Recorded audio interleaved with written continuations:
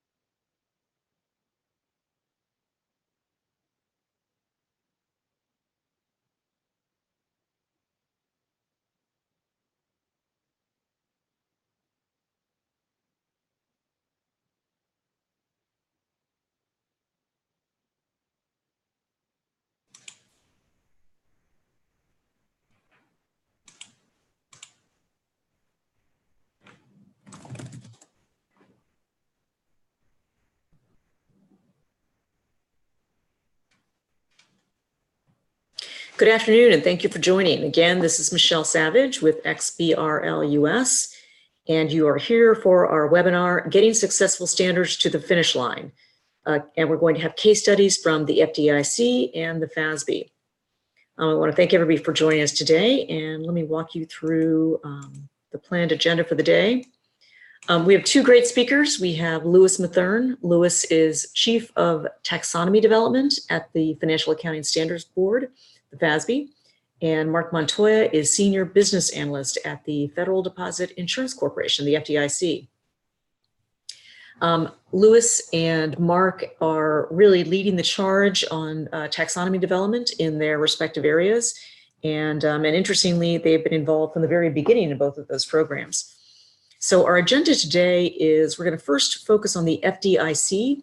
Mark is going to give us a case study on their progress and what they've done and what's worked and what hasn't worked, and how they've been able to resolve issues. Then we'll take a couple of CPE questions, and we'll follow that with Louis giving a case study on the FASB, and then we'll go into a discussion about the various programs. And then finally we'll cover CPE questions and talk about some other XBRL US programs coming up. Just a couple of logistical points that I'd like to make. We are, as you can tell, we're offering CPE credit. And so for those of you who have asked to receive CPE, or frankly, even if you haven't asked for it, but you want to get it later on, just make sure that you respond to the CPE questions that will be asked at 2 points during the webinar today. Secondly, we are taking questions, and we can cover those in our discussion portion. So please post your questions by clicking on the Q&A link that you see at the top of your screen. You can send us your questions, and we'll take them as we go through. And finally, if you have any issues with any kind of technical issues, just send us an email at support, SUPPORT, at xbrl.us, and we will do our best to get you back and online. So with that, I think we'll jump right into the program. Just as a little preamble to the FDIC case study, taxonomy development is an ongoing process. These 2 programs, the FDIC program started in 2005. The FASB US GAAP program started in, or was really kicked off in 2008 with the first release of the taxonomy. These are very large US implementations, and we have a lot of other programs going on. We at XBRL US have begun, are actually close to finalizing a taxonomy development guide, which is a kind of a toolkit that helps different organizations and regulators develop taxonomies, have access to tools that they can use to develop taxonomies, and we'll be publishing all of that content sometime in the next couple of months. So we encourage you to come back and check on our website, and we'll have some training programs to go along with that. So with that, I'm going to turn it over to Mark Montoya, and Mark is going to take us through the FDIC case study. And with that, first I'm going to switch over to Mark's slides, so bear with me a second here.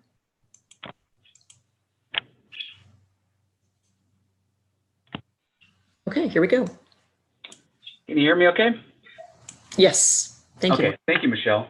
So I'd like to start with, you can go to the next slide, slide number 2. So I'd like to start with some background on the call reports. So the call reports are financial reports submitted on a quarterly basis to all federal insured financial institutions. The call reports are officially known as the Consolidated Reports of Income and Condition for banks. All U.S. banks are required by the Federal Financial Institution Examination Council, or the FFIEC, to submit their call reports to their regulators as of the close of business on the last day of each calendar quarter. So banks have 30 days to report unless they have foreign offices, and then they have 35 days to report. There are approximately 5,359 banks that file the call reports. When the Central Data Repository project started in 2005, there was approximately 8,700 banks. Why did that number drop? Why do you think that it dropped? Well, because of a little blip in history called the 2008 financial crisis. So when we started the CDR, we had about 8,700 banks when we were starting the whole process. So there are about 2,500 financial concepts reported by a bank each quarter. This includes 2,000 data quality checks and 500 pages of report instructions. The call report data has been available electronically as early as 1959. Now, this is interesting. So what technology do you think was used to offer that data electronically? Well, the technology was called the fax machine. So banks have been required to file the call report electronically since 1998. This is going back a ways, but the FDIC used to receive the call reports in the extended binary coded decimal interchange code. For all those out there who don't know what that is, it was abbreviated as EBCDIC. Essentially, it's a mainframe file format. So it's safe to say we moved on from the mainframe. Next slide, please. So let's talk about what the call report system was like before XBRL. There was a lot of data quality and process issues for the following reasons.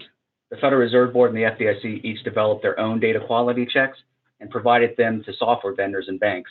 This led to data inconsistencies between the agencies, and each agency had their own call report processing system. There was also no official standard for the software vendors to follow, which resulted in software inconsistencies. The agencies sent call report requirements in multiple formats to the software vendors also. These formats included Microsoft Word, Excel, and even PDF. So the software vendors would have to cut and paste from these documents or had to rekey the information into their software, which led to additional inconsistencies. During the submission process, call analysts would check the data of the reports and contact the banks with any questions. Right, this usually took about 1 to 3 weeks after initial submission was received. The Central Data Repository, it's also known as CDR, was developed by 3 banking agencies: the Federal Reserve Board, the Office of the Comptroller of Currency, and the FDIC. The agencies agreed to develop a system that would offer 5 key features, and that included the use of XBRL to define and exchange reporting requirements, a timestamp for the receipt of the information, data validation, storage, and distribution. So the CDR was launched on October 1st, 2005. The reporting window opened on October 1st at 12 a.m. And the CDR's first 2 submissions were received at 12:05 a.m. and 12:07 a.m. So the CDR introduced a key policy change, and that was to have the data pre-validated at the bank as opposed to after receipt at the agency. Through the use of XBRL formulas, the banks now have to pass certain data quality checks established by the agencies prior to submission to the CDR system. This made the banks responsible for their own data as opposed to the agencies. Next slide, please. So this slide shows some critical factors that made the CDR project so successful. And most importantly, that the agencies had a common vision between the participating agencies. And that was to use XBRL for data requirements, data exchange, and validation, have a central location for storage, shared system maintenance between the agencies, and a single source for data distribution. All this was instantiated in a memorandum of understanding between the agencies. Also, a joint interagency statement of work and proposal for an independent contractor solution was also agreed upon between the agencies. So the point here is that the CDR system will not be located or controlled by any one agency, but hosted at an offsite and developed by an independent third party. So none of us would fight over this system. So it's really offsite. And the agencies also established stakeholder groups for marketing the project and to address any questions. This was for basic but very informative communications between all stakeholders. Now you can see there's about, how many groups here? There's about maybe 6 groups, and software vendors, financial institutions, call report analysts.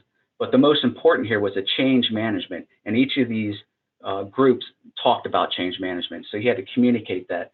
And the biggest thing, part of this project, it is a big change, right? We're doing a lot of different business process and change. We're using new technology. So change management is very important. And that caused, as we managed that, it made the project very, very successful. And then also there was a dedicated interagency team that was each part of the project. They were part of the steering committee, project management, oversight managers. They were technical monitors. They had a technical review board and change control board. And this is all interagency staff. Next slide, please. So XBRL enabled the agencies to offer quarterly call report requirements in an open international standard format instead of the not easily consumable Microsoft Word, Excel, or PDF unstructured formats. So the agency, software vendors, and banks use the same technology for data definitions and data quality checks. This ensures that everyone is following the same rules. So if there's an error, then each stakeholder will experience the same error. As stated earlier, the banks are now in charge of their data quality with rules established by the agencies and enforced through the software vendor software. Banks had to correct certain data quality checks prior to even submitting to the CDR system. When a bank submits to the CDR system, the same data quality checks are performed at the bank were also secondly applied at the CDR system. So any data quality results are emailed to the bank immediately after submission to the CDR system. So there are 3 types of data quality checks performed at the bank and at the CDR system. The first set are called validity checks that must pass prior to submission. These are simple summations and subtractions with a reporting, across reporting periods or within a reporting period. Second set are called quality checks, which are where the bank can fail, but they must submit an explanation of why they believe the data quality is in error. This explanation is either accepted or rejected by the call report analyst once it's received. The final set are called reportability checks, where a bank must report financial items based on a combination of the bank's structural or financial characteristics. With reportability rules, a bank is not required to report all those 2,500 items that I mentioned before, but instead it filters it down to a subset. So the bank only reports those financial items that are required by the agency based on those characteristics. Next slide, please. So for those individuals on the phone who are developing XBRL projects today, you guys have access to numerous XBRL tools, groups with multiple years of experience with XBRL implementations, and the lovely XBRL US and international members. So FDIC was a very early adopter of the XBRL standard and was developing the call report taxonomies as the XBRL specification was maturing. So the first call report taxonomies were developed using version 1 of the specification without XML schema. For those technologists out there, it was with the use of what they called DTDs, right, which is document type definitions, early version 1 of the XBRL spec. The second set of call report taxonomies were developed with version 2 of the XBRL specification without the XBRL formulas. Also, there were no XBRL tools in existence at the time. So FDIC had to use XML Spy, and I actually hate to say this, also Notepad. Many of the XBRL tools on the market today were being developed at the same time as we were developing our call report taxonomy. So as an early adopter, FDIC had to make some design decisions that are not compatible with the current XBRL 2.1 specification. For that reason, the FDIC taxonomies are proprietary XBRL taxonomies. So the success of the XBRL project could not have been realized without the assistance of the great XBRL community. Many of those individuals are still hanging around or even hanging on. The XBRL community would be more than happy to answer any questions or assist you in your XBRL development in the future. I would encourage those that are not XBRL members yet to actually join the community as a member. FDIC was a very early member. I would say we joined about 2002 or 2003, very early on. Next slide, please. So what worked well in our implementation? The use of common identifiers to identify all the financial items that are on the call report, including entity identifiers, worked very well. The CDR project makes use of the Federal Reserve's Microdata Reference Manual. So what is this manual? It identifies all financial items for all the Federal Reserve financial reports. These identifiers are used throughout the data lifecycle, the financial data lifecycle. You can consider it from report creation to data curation. So it's found throughout all of our database, backend systems. So that common identifier to identify the entity and also identify the financial items. We established partnerships with our software vendor community also by providing a communication mechanism for taxonomy testing, updates, and changes. This included a specification document on how the agencies expected the vendors to implement the call report taxonomy. And that was very important, very successful for the implementation of XBRL, that communication with our partners or our stakeholders, which are the software vendors. The data quality checks, you can also say the implementation of XBRL formulas for data validation. As I mentioned earlier, there are 3 sets of that. They're validity, quality, and reportability. Next slide, please. So all the implementations are all not rainbows and sunshine, right? We did have a lot of things. We did a lot of things right, but we also, if I would do it all over again, I'll do some things different. One of it is the call report taxonomy is based on report forms and not data. The taxonomy structure closely resembles an actual financial report form or the call report PDF file. This was a hard sell to our accountants who are, they're one of our stakeholders, but the accountants are so used to seeing a report form and they wanted a taxonomy to resemble that. So we did accomplish some of what a data-centric view is by applying the reportability rules taxonomy, which does not contain any presentation. It's just formulas and data. Another one is the CDR is metadata driven. What I mean by that is that we do not need to involve our contractor every time there's a taxonomy change, right? Our call analysts can make changes to the taxonomy themselves. I would further the metadata approach and have a means to include additional XBRL modules or specifications to our call report taxonomy, such as a new formula function, XBRL dimensions, or even inline XBRL, without having to go to our contractor to add additional features to our system, CDR system. Also, I'd make better use of calculations since the call report taxonomy relies heavily on the XBRL formulas. So our analysts focus more on creating the formulas and the validation, data quality checks and all that using XBRL formulas, and do not really look at the XBRL calculations as much as they should. And finally, I would also include a future path to include additional financial reports over time, such as the Bank Holding Company report or Basel. The current agreement, as I mentioned earlier, between the agencies only included the call report and the aggregated uniform bank performance report in the CDR system. Next slide, please. So FDIC does not make use of, does make use of actually XBRL through our whole data supply chain. Since the CDR system went live, we have continued to use XBRL for additional solutions. One of them is we offered XBRL-based data via a public website, and we offer this data using web services. We also made use of inline XBRL to provide the Uniform Bank Performance Report to our examiners in the field.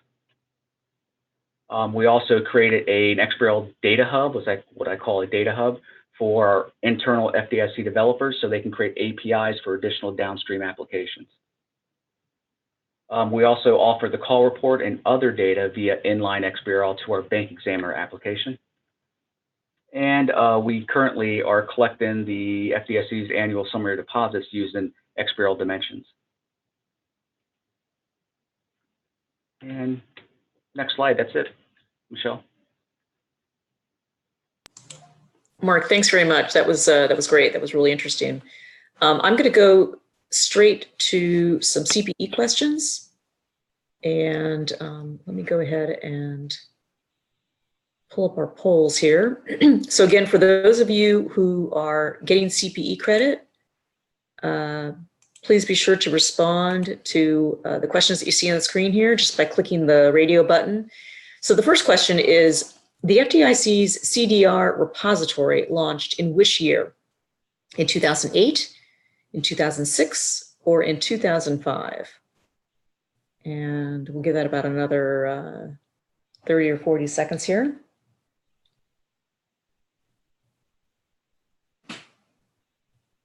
So 2008, 2006, or 2005?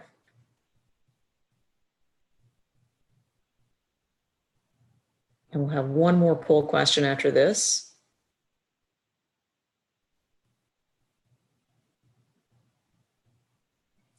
So just another 10 seconds or so.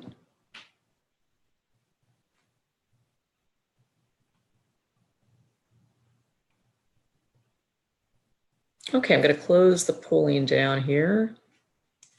And we'll go to our next question. Banks have been required to file call reports since which year? 2005, 1998, or 1985? 2005, 1998, or 1985? So just another 30 seconds or so.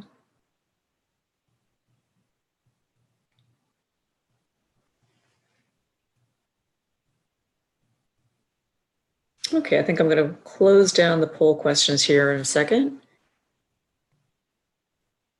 All right, we're going to end that poll. Okay, and now we're actually going to change gears here. And I'm going to turn it over to Lewis Mathern. Hey, Michelle. Hey, Lewis. One sec while I pull this up.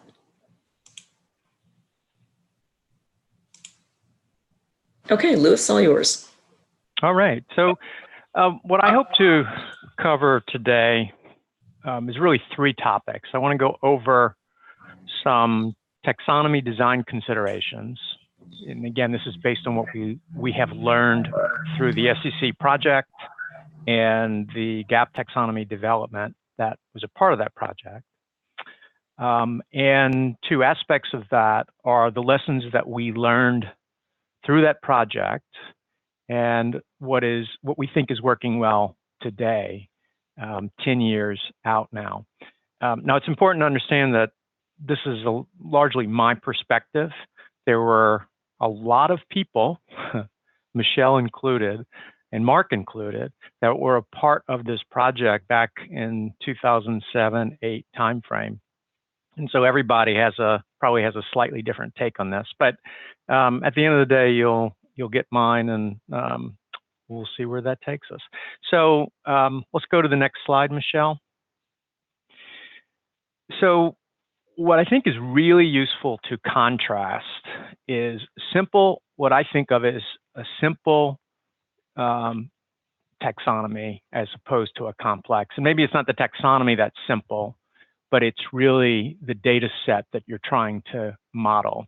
So if you're a taxonomist and you are told that you are now going to be developing a taxonomy for your particular domain, these are some of the questions, some of the points that I would suggest you consider. And it will help you determine whether you're in a simple model or a complex model. And we could probably debate all day what should be on this list. There are probably some other things that should be on here. Some of these items listed are probably sub-bullets on some of the, there's some dependency between some of these. At the end of the day, it really doesn't matter. It's really intended to contrast a simple architecture with a complex architecture.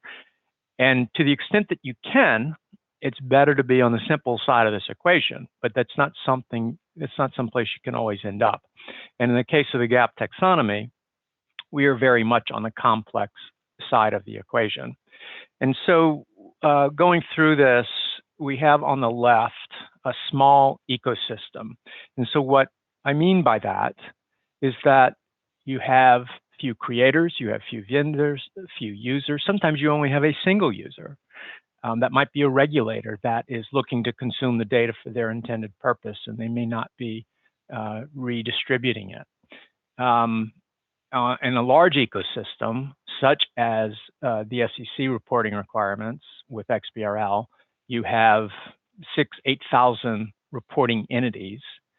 You have a completely market-driven scenario for the vendors. Anyone that wants to participate in this space pretty much can. The bar is pretty low. So anyone that wants to provide support here as a filing agent or as a software or as providing software can do so. And there are as many users as there are people that have invested in 401k plans and analysts at the big banks and so on and so forth. So it's a very diverse ecosystem where we have little control all over the participants. And you can take that down and say that's also a market-driven ecosystem, as contrasted with, a controlled ecosystem. One, if we think about the Apple environment as opposed to the Android environment, in the Apple environment, you've got, walls around it, so to speak, and in the Android, it's much more open. And so in our situation, we don't have a lot of control over the ecosystem. We can do things to influence it and push it in different directions, but we don't control it. We also have very flexible reporting. Now, some would argue, make it less flexible. Well, GAP is flexible, and our implementation of XBRL for GAP reporting is merely a reflection of those very open and very flexible reporting requirements. We really cannot constrain that. We often talk about maintaining the fidelity of the traditional report in the XBRL report. That's really, really important, and we don't want to lose information in the process. You contrast that with what we call a closed form-based report, and that's where you know exactly what needs to be reported. You've got 100 different data points. You know what they are. They might change over time, but you're able to define them and you're able to create a taxonomy around those. It's a much more straightforward process. And the simple data set, complex data set, it's really kind of part and parcel of that same thing. Restricted modeling versus flexible modeling. So again, we could argue that these are kind of sub-bullets under the form-based versus flexible reporting. But under flexible modeling, filers under US GAAP can report disclosures in a variety of different ways. Some are tend to be more prescriptive than others, but for the most part, you can flip things around in a whole variety of different ways. And we have to be able to accommodate that in the taxonomy structure. No extension taxonomy versus extension taxonomy required. So if you can build a taxonomy for your requirements that do not require an extension taxonomy, more power to you. That will greatly simplify your life. And there are ways to do that even when there is a certain amount of flexibility expected. So for example, there's a mechanism called type dimensions that will allow you to capture certain information in the filing in the XBRL instance that we would today capture in the base taxonomy, in the US GAAP taxonomy. And so there are some things you can do, but again, if you're very much to the right of this in terms of complexity, your utilization of that mechanism is not likely to keep you out of extension taxonomy territory. But it's a mechanism, it's a tool to take into account. Low interoperability expectations versus high. So in the case of the US GAAP taxonomy, we're expecting this to be used, it is being used large scale in the capital market. And we have an expectation that it's used around the world as it is, and that a user of that data is able to consume information from various capital markets, whether we're talking about China, or from the US, or from Europe with their recent requirements that will be going into play soon through ESMA. And so we have this expectation that we have a high interoperability requirement, and that has an impact on how the taxonomy is built out. And we also have frequent and unpredictable reporting requirement changes. They're happening, for us, they happen throughout the year, because what we have to include in the taxonomy are all of the changes that come from the accounting, from the FASB board. And some years are heavier than others, but they have to be accounted for in the taxonomy, and that adds to the complexity. So these are just some of the considerations. There are a lot more that you could probably consider, but I feel like this is a good place to start. Going to the next slide, Michelle. So some of the lessons that we've learned. One of the most critical components of getting your taxonomy right is to make sure your architectural plan is well thought out before you get too much underway. Now, in our case, we were really dealing with a very short window, small window in terms of getting the US GAAP taxonomy built. And so, truth be told, our architectural plan was built along with the taxonomy. I'm not entirely sure it would have made a whole lot of difference if it had been put in place first, in part because there really wasn't a whole lot that preceded us in terms of existing XBRL projects. Yes, the FDIC project was in place, and there were a couple of others, but it was still very early days. And if you didn't pick up from my prior slide, the FDIC project was much more like the taxonomy design on the left than it was on the right. And so certain things we would have learned, but I'm not sure it would have changed our direction dramatically. But you have a lot of experience in the market today that you can learn from. And so if you're starting from scratch, it's really important to speak with and interview the folks that have been down this path before and make sure you get your architectural plans in place. It's important to get all your constituents engaged as early as possible. Again, this can be a particular challenge if you're on the complex side of the equation, because you're really trying to get people to participate that may not be all that interested in participating at that point in time. And so back in 2007, when we were really getting underway, getting the end users to participate the way we really needed them to participate was a particular challenge. And we had preparers at the table, and we had the filing agents, the software companies at the table, because this was going to have an immediate impact. But the users were less inclined because they really wanted to see their 10 years worth of data. And the problem with that, of course, is that by the time that they start seeing the data, they also start questioning some of the choices we made. And that has been problematic. And so it's really important to get those users at the table as soon as you can. It's also important to understand that this is really not about technology. The technology is, frankly, the easiest part of this.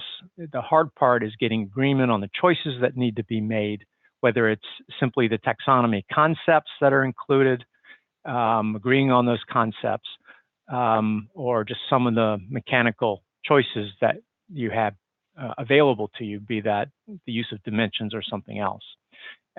That's really the challenging part, and getting folks to agree takes some work, and that's where you need to focus your attention. It's really important to think through unintended consequences when making those modeling choices. one of the items that we chose to use, not at the very beginning, but close to it, was the use of dimensions. And I'm not suggesting that we shouldn't have used dimensions. I think it was the right choice. I think it was an appropriate choice. But we did not anticipate at that point, I certainly didn't anticipate at that point, how they were going to actually get used in practice. And so in the first year that they were available, people were scratching their heads with how to use them. The software tools had to embrace them as well. And by time all that started to gel,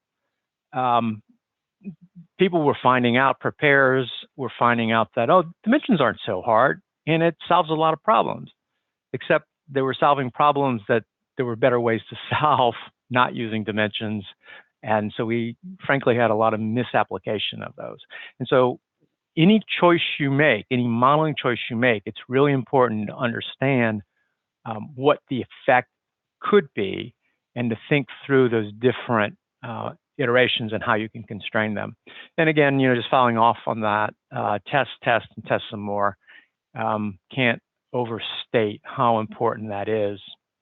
And then, as you heard from Mark, validation is an important part of their process. It's also an important part of our process, but I would say that a great deal of the validation that you see in place today, probably the majority of it, really did not exist in the beginning. There's some base validation that the SEC put in place when filing started, and that was really important to making sure that the basic structure was coming through as appropriate. But there was a lot of necessary validation around the content to make sure that particular modeling choices and particular elements were being used as intended, and that positive values were being provided when filers were providing negative, and so on. And I want to say that XBRL US Data Quality Committee has done a great job on publishing guidance and validation checks here that really have made a difference. But it would have been great if we had had more of that back in the beginning. I just don't think we had quite thought that one through. ASC references, or the accounting standard codification references, should have been included from the reporting requirement perspective.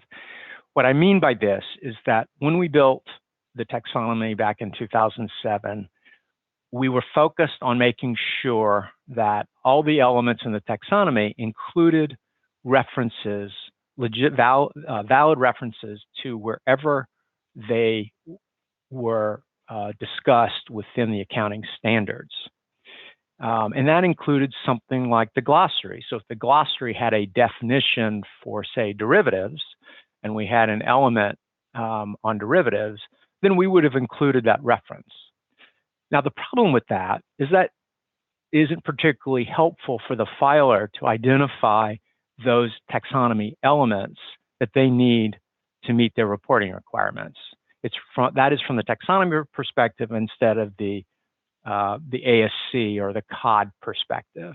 And so what we've recognized is that we need to address those references so that they are provided from that perspective, so that when a preparer is creating their disclosure, they are going from the accounting standard and they're building their disclosure, and at that point they would be looking for the taxonomy elements. And instead of saying, well, go to the taxonomy and find it, you could then at that point provide them the list based on a concise list of references. So that's something we're currently undertaking, but had not recognized that back in 2007. And finally, and maybe the most important, is that any taxonomy that you anticipate having extensions, element extensions, you need to carefully think through providing a mechanism for anchoring those extensions. So, again, back in 2007, we focused on minimizing the need for extensions. We knew they were going to be there, but we focused on minimizing them. And that had a couple of consequences. One of the biggest ones is that we included a lot of elements in the taxonomy, common reporting practice elements, so that we get coverage and minimize the need for extensions. Well, that's a slippery slope. And one of the biggest problems there is that you'll never cover all of the possible ways that a preparer can communicate something. And so I would suggest that instead of trying to make sure you have every possible element in the taxonomy to cover all those possible extensions, better to include a mechanism that anchors that extension in a way that the user of the information can better understand what it is. That is not something we currently have in the taxonomy, but it is something that we are working on, and we're working with XBRL International on. ESMA is including such a mechanism, and that's a good place to be going. Michelle, go into the next slide. So what is working well? So the first item on this list is, I think, one of the most important. I've always been an advocate for making sure that the taxonomy development exists with the subject matter experts. It is best developed and maintained in that environment because the subject matter experts are the individuals that understand the underlying reporting requirements, the underlying accounting. And so we work very closely with the project teams here at the FASB to make sure that the taxonomy reflects the reporting requirements they intend. At the same time, we also provide them feedback based on our observations from what is being filed, as well as our observations of how all of this has to fit together. So it really works both ways. But one of the most important developments in this respect for us over the last year and a half now is that we are doing this concurrent with the accounting standard development and exposure process. And so you will see now that when an accounting standard goes out for exposure, we also expose the taxonomy improvements at the same time. And that has the benefit for both us and for our constituency, in that they're able to assess and provide feedback on both of those items at the same time. Again, the linkage with the source reporting requirements, which I talked about a bit earlier, has worked out really well. But we do have some work to continue to do there, and we will continue to do that going forward. But that is, given that the accounting standard codification is where the base requirements exist and they're available free to the public, it's very easy to see the connection there and make the tracing. And it goes both ways. You can click on items in an XBRL report and go into the COD. And in the COD, you can actually see the linkage. You can see the elements that correspond to those particular reporting requirements. We create XBRL reports ourselves continuously throughout the year to validate modeling.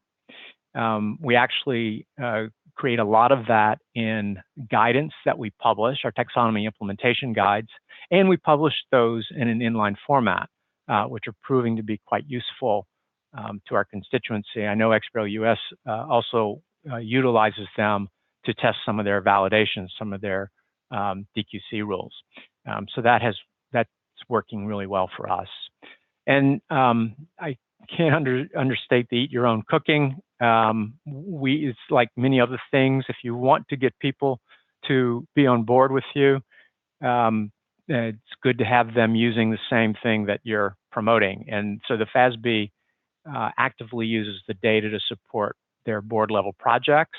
We get requests on a weekly basis. We've done, over the last 4 or 5 years, we've done over 170 odd projects for the FASB board using the XBRL data to support the standard setting process. And, again, data quality is improving substantially. We've had data quality issues, of course, but it's important to understand that we don't have the market cornered on that.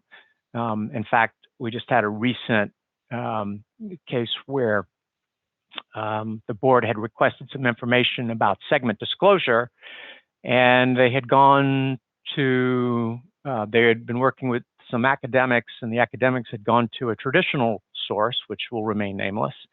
And that traditional source came up with a metric that just did not make sense to anyone. And we compared that metric to what we found in the XBRL data. And the XBRL data was very, very different. And we double-checked and triple-checked, and it turns out that our data was better than the traditional source. So, data quality is improving. In some cases, it's actually better. It's clearly more transparent because you can get back to the source data. And it's being used quite widely now. Keep in mind that XBRL is in use around the world, and ESMA is coming on soon. So all of this makes quite a bit difference. The next two slides, Michelle, I'll just touch on quite quickly here. This is really just intended to illustrate our development process. I'll just point out at the bar on the bottom, the SEC guidance and review. We work with the SEC very closely in this process. We're on a call weekly just for status report and to provide feedback and make sure everything's going the way it's supposed to go. And that has worked out really well. And going to the next slide, this is, again, really just intended to illustrate, at a high level, what our taxonomy exposure draft process looks like from the FASB agenda deliberation all the way through to final, and how we engage in that process in terms of our taxonomy exposure draft process. So with that, Michelle, I think that covers all my slides, and I'll give it back to you. Great, Louis, thanks very much. We have a question from the audience, and then I'm going to go into our discussion questions. The question is for Mark, actually. Does the FDIC provide GAAP data in XBRL format? Because as investors, we use mainly GAAP data at the bank holding level. Yeah, so the person's correct that we do use a lot of the codification information in the call report, but it's again, it's regulatory type reporting information. So whatever's in the call report is published out there, but GAAP level information, we don't publish that out. Okay, great, thank you. Okay, I'm gonna go to some discussion questions that we have for both of our speakers, and again, if people have questions that they'd like to put in the Q&A, just click the Q&A button, and we'll take those questions as they come in. So the first question that I have for both of you is, can you tell us a little bit about the frequency of new releases and versioning for each of the taxonomies? This is a big process that has to be managed successfully with lots of different players, lots of preparers, lots of users of the data. What's the impact of this versioning and new release process on preparers, on software providers, and on data users? And I don't know if, Mark, if you want to go first. Sure, I can go first. Yeah. So to answer the question, it's just the nature of financial regulatory reporting to collect the data each quarter. So quarterly changes are expected by our software vendors, by the banks, and our data users. It's just the nature of how we collect our information. And how does that impact preparers? Like, when a new release is available, is it just published out as a taxonomy? Is it? Yes. So what happens again? Incorporate that in their tools. Yeah. So the agencies, we started making all the changes to the call report, and it gets changed into the taxonomy, and we send it out to the software vendors, and the software vendors start incorporate into their software all the metadata, all the changes, all the validation criteria. Beforehand, before we actually involve XBRL, just from a business process, there are financial institution letters that go out with changes, any type of changes. Like, for example, the big one is CECL now, right? All the CECL changes will come out, and the banks will look at it and comment on it, and they'll see how they have to input it or incorporate it into their process. But every quarter, to prepare with the call report changes, it does go out to the software vendors, and they do have a testing period with the banks. Okay, great. And Louis, on your side with the U.S. GAAP taxonomy? Yeah. So it's important for me to distinguish here between what I said a moment ago and what is our annual release schedule. So we publish the taxonomy once a year. And we make it available to the SEC in the December timeframe, and somewhere in the first quarter of the next year, it's made available to filers. Earlier, I said we expose all of our taxonomy improvements concurrent with the ASU exposure process throughout the year. Those two things happen sort of independently, but the piece that has the most direct impact on filers is that annual release schedule, and that's not changed. It's been the same thing since we've been doing this, since 2009, and so that, it's once a year, and the preparers and the software providers and everyone else is tuned into that. It's been going on. We've had quite a number of years of experience with that. The piece that has changed is that we've got this ongoing exposure process of the accounting standards and or the taxonomy improvements as it relates to the accounting standards, and that's an opportunity for preparers and everyone else to tune into those things throughout the year. And if they are early, if there's something that they need to early adopt, sometimes there is something that'll come out, typically an EITF issue or something along those lines that may be available for adoption at that point when it's published. When we have this available in the taxonomy, they can at least, copy that, if you will, and use that for their current filing. But it's not a part of the official release. It doesn't occur till, first quarter of the next year. Okay, great, thank you. Okay, moving on to another topic. We talked a little bit, and Louis, I think in particular, you talked about open and closed taxonomies a little bit in your comparison. Why was the decision made for each of you, for your taxonomies to be open or closed? Who would you like to go first? Louis, maybe you could jump in on this one first. All right. So, I think I actually think I answered this one in my presentation. The nature of financial reporting. We've got this large ecosystem we don't control, flexible reporting, complex data set. All of those items, check, right? And it just really wasn't feasible for us to maintain.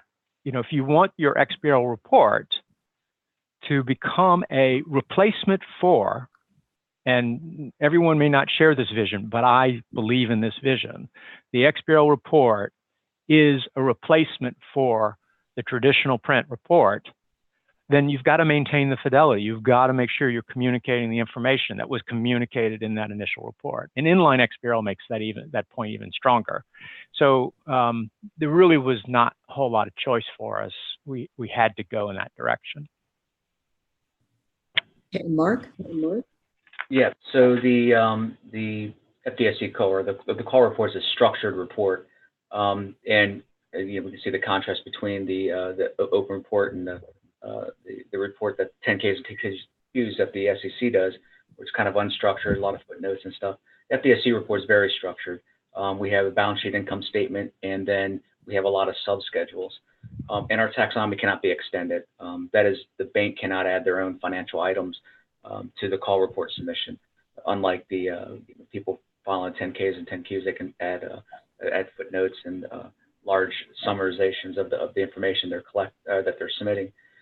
And it's a closed taxonomy. And from our standpoint, the closed taxonomy, structured type of closed taxonomy, helps immensely with data validation. We know what we want to validate. We know what's coming in, so we can actually target the validation. Great, thank you. And now we have quite a few questions. I'm just going to skip through these fairly quickly. Let's talk a little bit about dimensions. And Mark, I don't believe that you use dimensions in the FDIC taxonomy. Is that correct? That is correct. We do not use the XBRL dimensions in the call report taxonomy.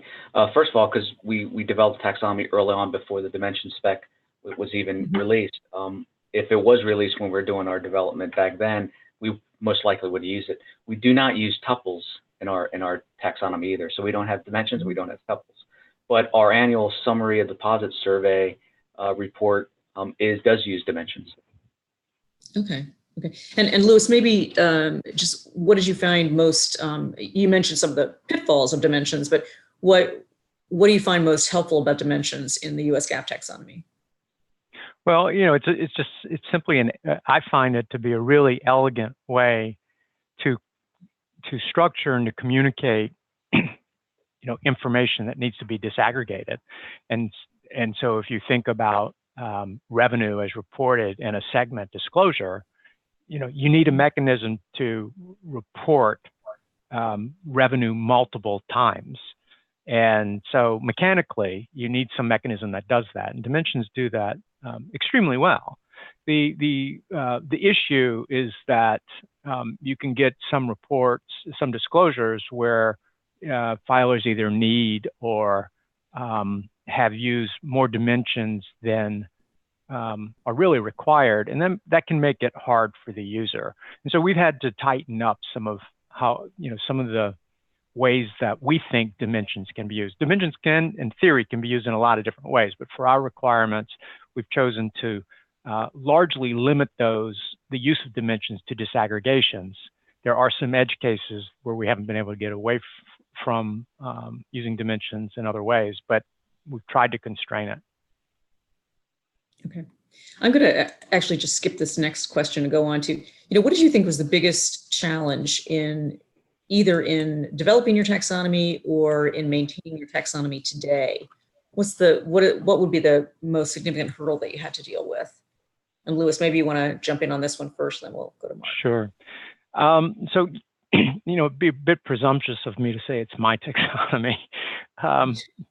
You know, so there were a lot of us involved in this. I mean, again, Michelle, Mark, you, and many others were a party to this back in the beginning. You know, so I think all of you guys probably have a different perspective on what the challenges were in the beginning. But from my perspective, I think the biggest challenge was just corralling all the required resources that we needed to get it done in such a short period of time. I mean, we're talking about 2007, 2009 timeframe. I mean, it's quite amazing what we accomplished, you know, back then. And, you know, today, you know, what we do here has been characterized as operating like a well-oiled machine. Not my words, but I like it when I hear it. But our biggest challenge is our biggest challenge is that we're now legacy, right? I mean, it's almost sounds like it's almost offensive. But the fact is, we've been at this so long that the data that is out there is based on the taxonomy structure that we have. And anytime we want to make changes to that, we get some resistance. And that resistance is, you know, we figured out how to work around that. We can deal with that. Let's not change it, right?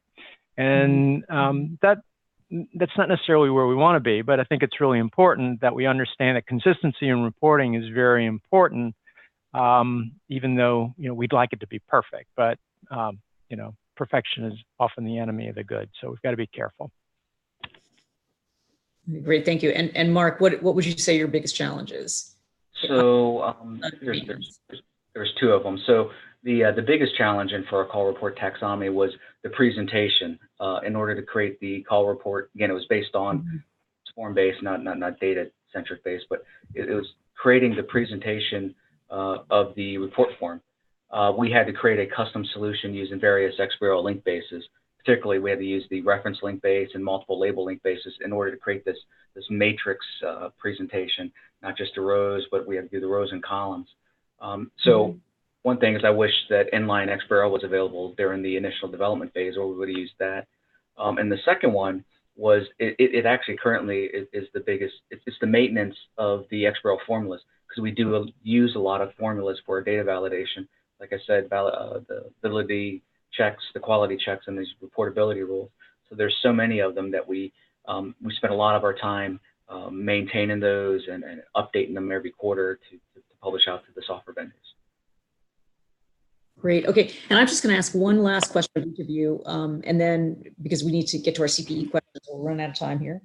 But what advice would you give to a regulator? And this is our next question, but what advice would you give to a regulator who is planning on building a taxonomy? Louis, you want to jump in on that first? Sure. I'm going to bring up my other slides while we're doing that. So. Sure. I would say re-listen to this webcast and talk to, you know, I mentioned this earlier, reach out to others that have gone down this path. You know, both when the FDIC and the SEC started their efforts, there really wasn't a lot of experience in the market. Softwares that were used were still developing. The knowledge base was still pretty low, at least as it related to this specific technology.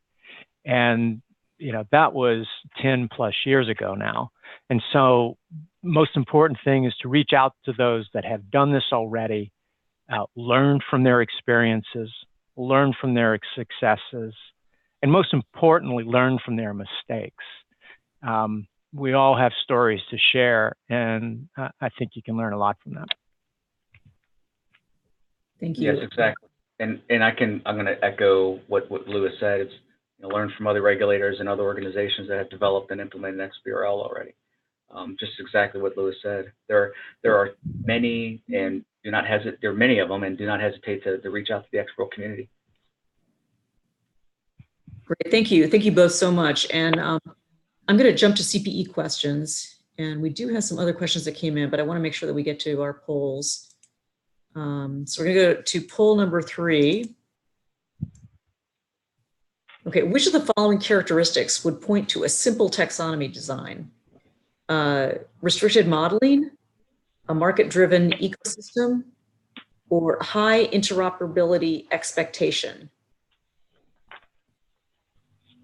Which would lead to a simple taxonomy design?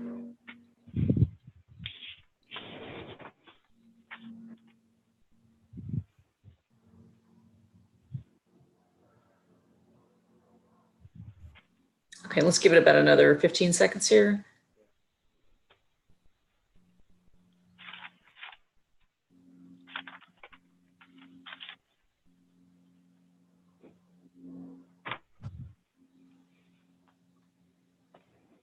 Okay, just another 5 seconds. All right, I'm going to end the poll. And we'll move to our last question. What is a closed taxonomy? Is it one that allows flexible reporting, one that allows the use of extensions, or one that takes a forms-based approach?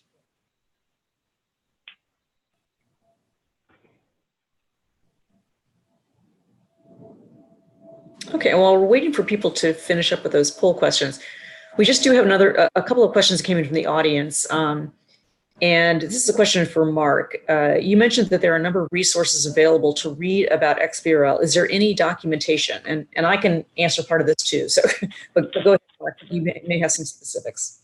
Yeah. So to read about. So from my standpoint, I think the question is more general for Michelle. But my standpoint to read about the implementation that we did at FDIC of XBRL, you can go to FFIEC.gov and they'll have information about how we the XBRL implementation, and obviously there's a white paper you can download of how we updated the old system to the new system, and the results of the validation, how the validation cleaned up a lot of the information coming in as we applied XBRL. But there's also, you can reach out to me, or I can send the information to Michelle. We have our XBRL specification document out there that we send out to software vendors. And if the slides are available, you can actually email me also. I can provide that information. Great. I'm going to end the poll here. Okay. And thank you for the answer, Mark. Also, there was a question about, are there any plans for an API? Any plans to incorporate the bank holding company information in an API? I don't know, Mark, if that's something that you guys are looking into. That would be great. That has the bank holding company as an API. So right now, the FDIC, you can go to FDIC.gov, and I think it's Bank and Statistics. There, we offer an API. It's not the bank holding company right now, but it's some of the bank structure information, some of the call report information. And I think there's some additional information. I think bank addresses and stuff that's out there. We have an open API, so it follows the new Data Act open API license, where you can actually use the API and download the information. So it's free for use. But the bank holding company thing would be great. I think an open API would be awesome for that submission and also to download that information. But that report is right now managed by the Federal Reserve Board in New York. So hopefully that will happen soon, but I wouldn't count on it right now. Yeah, and just to follow up on those two questions, I think from the same individual, you know, as I mentioned early on, we are developing a set of tools for taxonomy development because you recognize that there's a lot of information out there, but a lot of it's not written down. So we're in the process of finalizing a taxonomy guide, development guide. We have finalized a style guide, which is posted on our website, and we also have a taxonomy metrics, which are a set of metrics to go through to finalize and approve a taxonomy, because we will be, we also do taxonomy certification. So those are some tools, some of which are already available and some of which will be coming soon. So please watch our site for that. And also on the API, XBRL US has developed an open source XBRL API that can be used on any type of XBRL data, including FDIC or US GAAP data. And we have our own database, which contains US GAAP and IFRS data, and we will be adding data from other countries, data from the FDIC, and also mutual fund data into that database as well. So if you're interested in that, feel free to send us an email or me an email, or just check our website. You can look for XBRL API, and it's right there. So with that, I'm gonna close this down. I want to thank Mark and Louis so much for your talks today. This is really helpful. And we'll have more events coming up in the near future. So thank you very much. Thank you. Thank you.